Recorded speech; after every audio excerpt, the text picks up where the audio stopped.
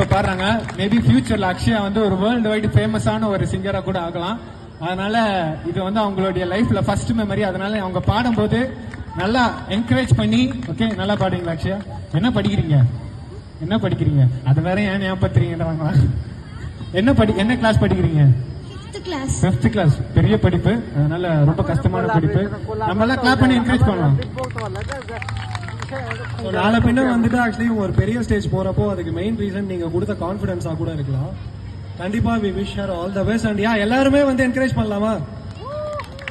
யா